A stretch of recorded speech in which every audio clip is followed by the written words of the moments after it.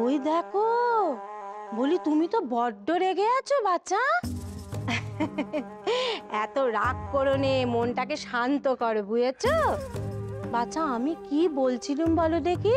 সেরকম কিছু না, বলছিলুম কি যে বড়দির এই চাবির মালিক আর কি, তুমি তো না ওই চাবির গোচার মালিক তুমি, কাজেই ওখান থেকে একটু সামান্য খরচাপাতি করলে কেউ তোমার কাছে হিসেবও চাইবে না, কৈফিয়তও চাইবে না, তাই না মা? মানে কি বলতে চাইছেন আপনি? আহা, তুমি ঘাবড়াচ্ছ কেন?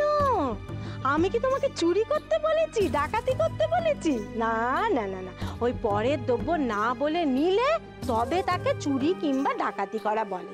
এ তো তোমার নিজের জিনিস, আর মহিন সে তো তোমাকেই মাতার মণি করে রেখেছে, তাই মহিনের যা কিছু তাতে তোমার অধিকার সব থেকে বেশি।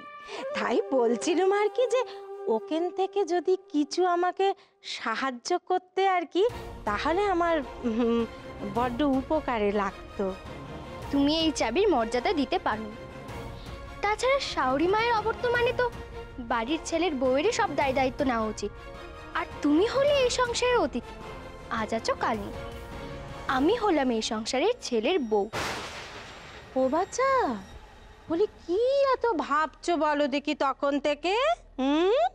মইনও তোমার আঁচলে বাঁধা, আর এই চাবির গোছা সেও তোমার আঁচলেই বাঁধা রয়েছে, তোমার এত ভাবনা কিসের মা গো?